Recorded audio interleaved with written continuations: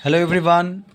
आज के इस वीडियो में मैं बताऊंगा एक्सरसाइज 5.2 का solution NCERT solution question number 16। ठीक है, एक्सरसाइज 5.2 का। ठीक है, तो आइए देखते हैं।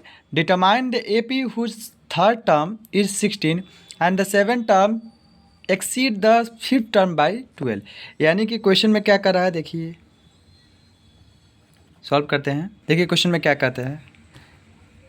AP determine the AP whose third term is 16, यानी कि प्रश्नानुसार थर्ड टर्म कितना है, 16 है। अकॉर्डिंग टू क्वेश्चन लिखेंगे। ठीक है, थर्ड टर्म क्या हो गया, 16 है। एंड कह रहा है कि seventh term exceed the fifth term by 12, यानी कि जो सेवेंथ टर्म है वह फिफ्थ टर्म से क्या है, एक्सीड है। यानी कि एक्सीड माने अधिक है, पांचवा टर्म से अधिक है। कितना, 12। कौन, सेवेंथ टर्म। सेवेंथ टर्म जो है फिफ्थ टर्म से 12 क्या है, एक्सीड यानी कि अधिक है। ठीक है, आते हैं। हम लोगों ने फॉर्मूला पढ़ रखा है Tn बराबर a प्लस n minus one into d. मैं कई बार, लगभग 40-45 बार मैं अब तक के क्लास में बोल चुका हूँ। ये फार्मूला याद कर लीजिए, इंपॉर्टेंट। तो ये क्या हो जाएगा, इसी फार्मूला के अनुसार यहाँ पे क्या हो जाएगा, a प्लस 2d हो जाएगा। यहाँ पे 3 माइनस वन इंटू डी हो जाएगा।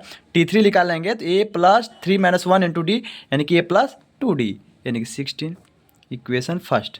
अब देखिए वैसे ही यहाँ पर देखिए, इसको क्या लिखेंगे, a प्लस 6d। मैं ये भी बताया हूँ 7 है तो यहाँ पे 7 माइनस वन इंटू डी हो जाएगा तो a प्लस 6d हो जाएगा।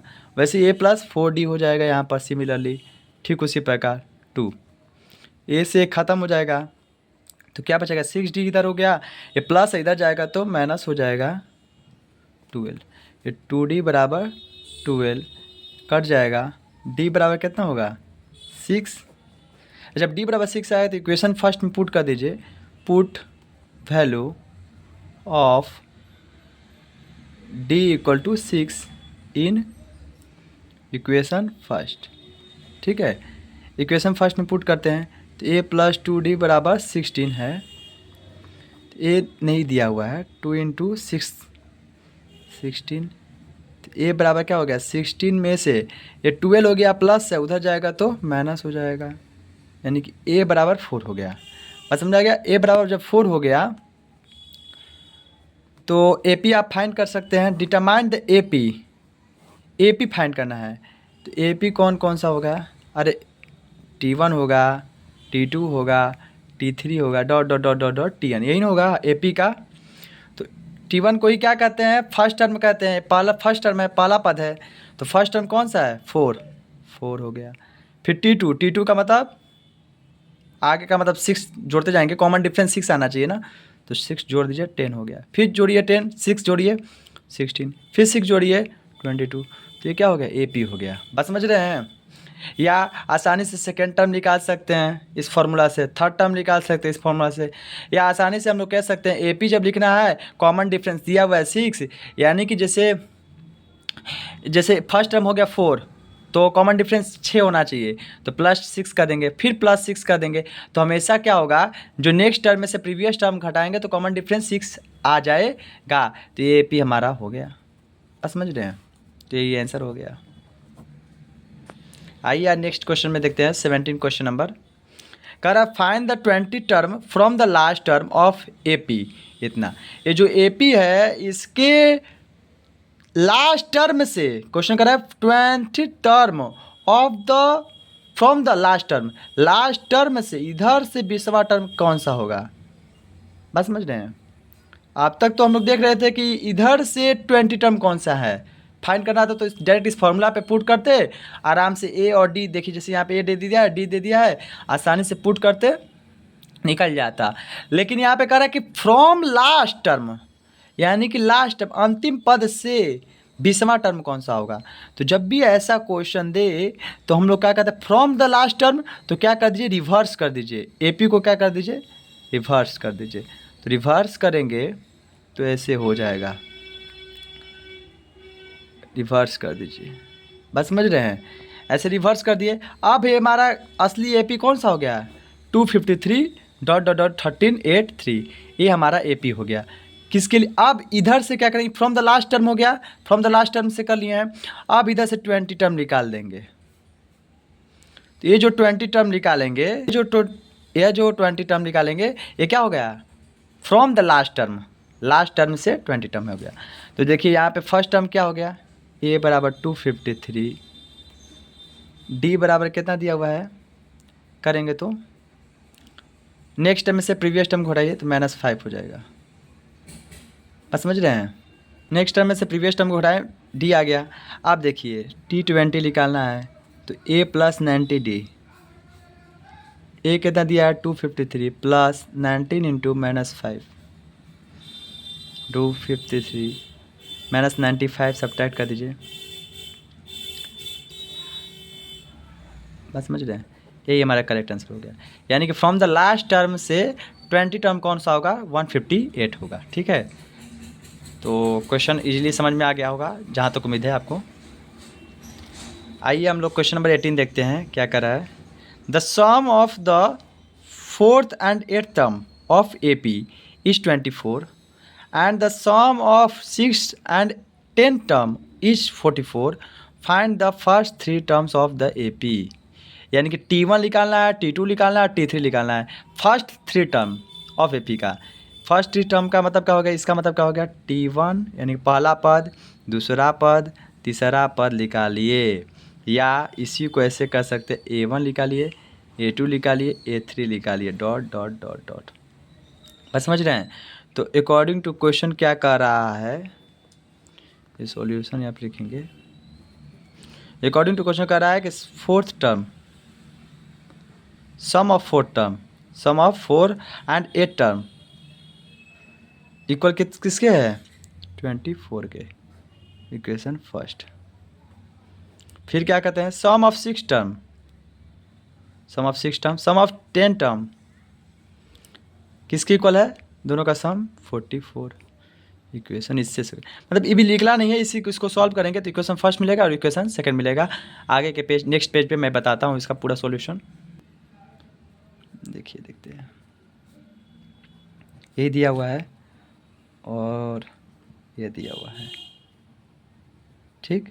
और हम लोग को क्या निकालना है, पहला पद, दूसरा पद, तीसरा पद, तभी क्या हो गया, नेक्स्ट 3 टर्म का वैल्यू फाइंड हो जाएगा। ठीक है, आइए देखते हैं कैसे सॉल्व करते हैं। तो हम लोगों ने पढ़ रखा है, क्या पढ़ रखा है, देखिए SN का formula, sum of n term, sum of nth term, n पदों की का योग, n पदों का योग, n/2 × 2a + n-1 × d multiply में है। ठीक है, तो कैसे सॉल्व करते हैं देखते हैं। तो सम ऑफ 4 टर्म यानी कि 4/2 × 2a + 4-1 × d plus 8/2 × 2a + 8-1 × d बराबर क्या हो गया, 24। कट करिए तो इधर से क्या आ गया, मल्टीप्लाई फिर करिए, सब में मल्टीप्लाई का चिन्ह है ना, तो 2 × 2 = 4a, ये 3 हो गया, 2 × 3 = 6d प्लस फिर वैसी मल्टीप्लाई इसमें सब में करिए 8a, और ये क्या हो गया 8-1 7, और फिर मल्टीप्लाई करेंगे तो 28d बराबर 24। तो फाइनली क्या हो जाएगा 12a + 28 और 6 कितना हो गया 34d 24। ठीक है, इक्वेशन आ गया। अभी इसको सॉल्व करेंगे 6 टर्म को।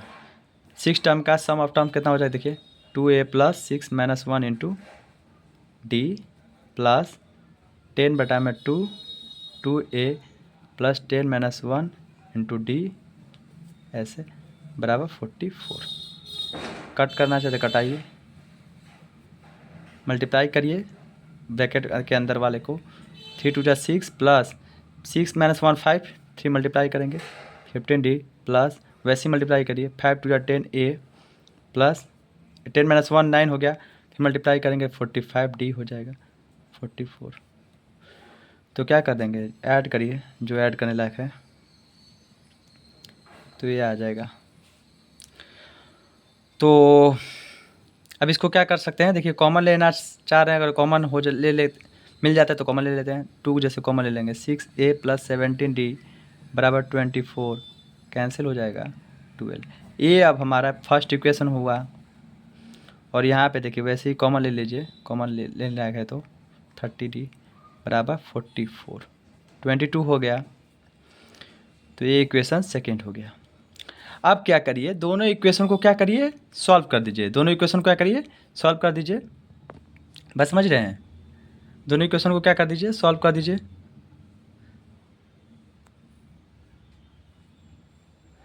अब दोनों इक्वेशन को सॉल्व करेंगे तो ए एंड डी का वैल्यू फाइंड हो जाएगा, और ए एंड डी का वैल्यू फाइंड हो जाएगा तो आसानी से क्या कर देंगे, यहाँ पे T1 T2 और T3 का वैल्यू मिल जाएगा। T1 यानी कि फर्स्ट टर्म, यानी कि जो इसमें से इक्वेशन फर्स्ट, मतलब दोनों में से दोनों इक्वेशन को सॉल्व करने पर ए लिख लेगा, वो क्या हो जाएगा, T1 हो जाएगा, यानी कि फर्स्ट टर्म हो जाएगा। ठीक है, और T2 के लिए क्या कर देंगे, a प्लस डी कर देंगे। T2 के लिए क्या कर देंगे, a प्लस डी। T3 के लिए क्या कर देंगे, a प्लस 2d। यानी कि यहाँ दोनों इक्वेशन को सॉल्व करेंगे तो ए एंड डी का वैल्यू मिलेगा। उसी से आसानी से हम लोग क्या कर देंगे, 3 टर्म्स ऑफ ए पी का क्या कर देंगे, वैल्यू निकाल सकते हैं आसानी से। T1 T2 T3 का वैल्यू निकालेंगे, वही हमारा 3 टर्म्स ऑफ ए पी निकल जाएगा। तो देखिए क्लियर देख लीजिए सॉल्यूशन है हमारा। थोड़ा राइटिंग का प्रॉब्लम है क्योंकि मोबाइल थोड़ा हैंड्स में लेके मैं वीडियो बना रहा हूँ आप लोगों के लिए, थोड़ा प्रॉब्लम है। बाकी आपको अच्छे से नॉलेज मिले ये मैं चाहता हूँ। तो ये हो गया, बस समझ में आया।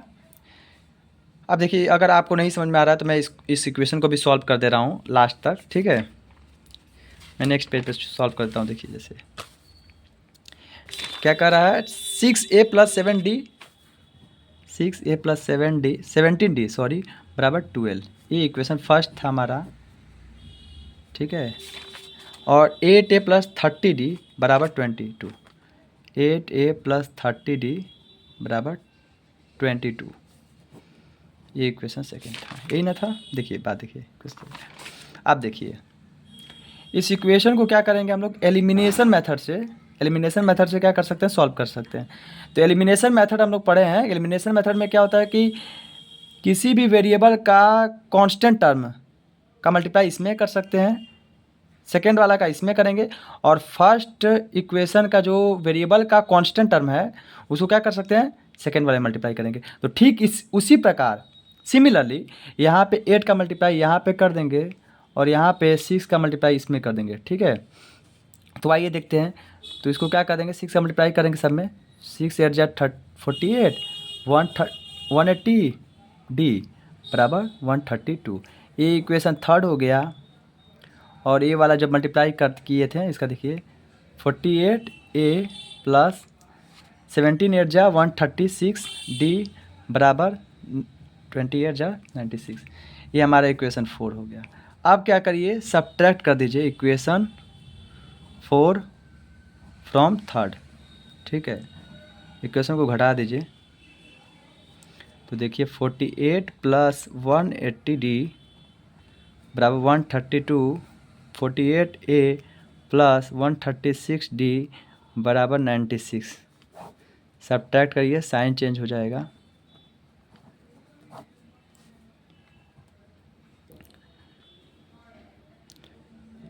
यहाँ 44 हो जाएगा, सॉरी डी। सब्ट्रैक्ट कर दीजिए और ये हो जाएगा आपको 12 में 3, ठीक। तो डी बराबर 36 बटा में 44 हो जाएगा। कटने लायक कटाइए, 4 9 जा, यानी डी बराबर क्या हो जाएगा, 9 बटा में 11। अब किसी भी इक्वेशन में फर्स्ट या सेकेंड या थर्ड या फोर्थ में क्या कर दीजिए, पुट कर दीजिए। तो हम करते हैं put value of d equal to 9 बटा 11, 9/11 in equation first. Equation first क्या है भाई, 6, या इक्वेशन सेकेंड में मान लेते तो थोड़ा कैलकुलेशन ईजिली होगा। 8a प्लस 30d बराबर 8a प्लस 30d बराबर 22, ठीक है। 8a प्लस 30 इंटू 9 बटा में 11 बराबर 22। अब इसको सॉल्व कर दीजिए। 22 है माइनस, इधर जाएगा तो प्लस है तो माइनस में हो जाएगा, 270 बटा में 11, यानी कि 8a बराबर क्या हो जाएगा, -50 बटा में 11 नहीं सॉरी, -50 नहीं होगा, सॉरी, थोड़ा फास्ट करने के चक्कर में प्रॉब्लम हुई, कोई दिक्कत नहीं है। अब देखिए, तो -28/11 फाइनली आ जाएगा, ठीक है। 4 में से 14 यानी कि ए बराबर -40/44। अभी भी कटने लायक है, कटाइए 7, तो -7/22 फाइनली आ गया ए बराबर। अब यहाँ पे ए निकल गया और डी निकल गया, आसानी से T1 T2 T3 निकाल सकते हैं ना। तो देखिए सॉल्यूशन देख लीजिए। पहले मैं उधर पेज से क्या किया, 2 इक्वेशन मिला हम लोग को, 2 इक्वेशन को क्या कर सकते हैं, यहाँ पे लिए हैं, एलिमिनेशन मेथड से सॉल्व किए हैं, सब्ट्रैक्ट किए हैं। सब्ट्रैक्ट करने के बाद हम लोग को ए एंड डी का वैल्यू मिल गया है फाइनली, और ए एंड डी का वैल्यू फाइंड हो गया है। तो आसानी से अब हम लोग क्या कर सकते हैं, आसानी से हम लोग T1 T2 T3 निकाल सकते हैं, ठीक है। देखिए सॉल्यूशन, आइए नेक्स्ट क्वेश्चन पे। Question number 19, Saba Rao started work in 1995 at annual salary of 5,000 rupees and received an increment of ₹200 each year. In which year did his income reach 7,000? देखिए क्वेश्चन, देखिए बहुत इजी क्वेश्चन है, आप थोड़ा ध्यान से देखिएगा, लैंग्वेज का खेल है। सबा है, सबा जो है, सबा का इनकम स्टार्टेड वर्क करती है 1995 से, 1995 में अपना वर्क करना स्टार्ट करती है। इसका एनुअल सैलरी कितना है, 5,000 है। पहले 5,000 था, फिर क्या हुआ, इंक्रीमेंट हुआ ईच ईयर, हर ईयर के बाद 200 रुपया क्या हो रहा है, इंक्रीमेंट हो रहा है। तो 5,200 रुपया हो गया, कब, नेक्स्ट ईयर में। फिर अगले साल में क्या हुआ, 1997 में क्या हो गया, 5,400 हो गया, dot dot dot dot dot, कब तक, ये 7,000 रुपया हो जा रहा है। ये कौन से ईयर में पूछा है हमसे, बात समझ रहे हो। क्वेश्चन में देखिए ध्यान से, क्वेश्चन कह रहा है सबा राव स्टार्टेड वर्क इन 1995, 1995 में वो क्या करती है, वर्क स्टार्ट करती है। उसका एनुअल सैलरी था 5,000 रुपया and received an increment of 200 rupees each year, यानी कि 200 रुपया क्या हो रहा है, हर एक नेक्स्ट ईयर में क्या हो रहा है, बढ़ रहा है। यानी कि 1995 में 5,000 था, 1996 में क्या हो गया, 200 रुपया बढ़ गया, फिर 1997 ईस्वी में 200 रुपया फिर बढ़ गया। तो ऐसे जैसे जैसे ईयर बीतते जा रहा है, वैसे वैसे 200 रुपया इंक्रीमेंट उसका होते जा रहा है एनुअल सैलरी में। तो आइए देखते हैं कब उसका 7,000 हो जाएगा, ये ईयर पूछा है। तो यानी कि हमारा ये देखिए, फर्स्ट टर्म हो गया, एपी में है, फर्स्ट टर्म हो गया, कॉमन डिफरेंस क्या हुआ, नेक्स्ट में से प्रीवियस को घटाइए, 200 हो गया, और लास्ट टर्म कितना हो गया, 7,000। यानी कि अगर हम लोग को नंबर ऑफ टर्म्स पता चल जाए, नंबर ऑफ टर्म्स यानी कि एन का वैल्यू फाइंड हो जाएगा, तो हम लोग क्या कर सकते हैं, 1995 में क्या कर, 1900 में से 1995 में ऐड कर देंगे नंबर ऑफ टर्म्स को, तो हम लोग को आसानी से पता चल सकता है कि 7,000 कब हुआ था, कौन से ईयर में हुआ था। बस समझ रहे हैं। तो देखिए कैसे सॉल्व कर सकते हैं। तो Tn बराबर क्या करते हैं, a plus n-1 into D. तो 7,000 है, 7,000 रखते हैं यहाँ पे, a का वैल्यू 5,000 है, प्लस n-1 इंटू 200। ये प्लस इधर जाएगा तो माइनस में हो जाएगा, तो 2,000 हो जाएगा, बराबर n-1 इंटू 200। ये मल्टीप्लाई में इधर डिवाइड में हो जाएगा, ये माइनस में है, फिर प्लस हो जाएगा। तो n बराबर क्या हो गया, 11। यानी कि 1995 में तो स्टार्ट की थी अपना क्या कहते हैं, वर्क करना, ठीक है। 11 साल बाद उसका क्या हो जाएगा, एनुअल सैलरी कितना हो जाएगा, 7,000। यानी कि देन लिखेंगे हेंस इनकम रीच, सबा लिखेंगे, Saba raw income reach 7,000 rupees in 1995 plus 11 यानी कि 2006, यही हमारा आंसर होगा। बस समझ रहे हैं? क्लियर, समझ में आ रहा है? यही हमारा सॉल्यूशन होगा। ये देखिए सॉल्यूशन है क्वेश्चन का, ये देखिए बहुत अच्छा क्वेश्चन है।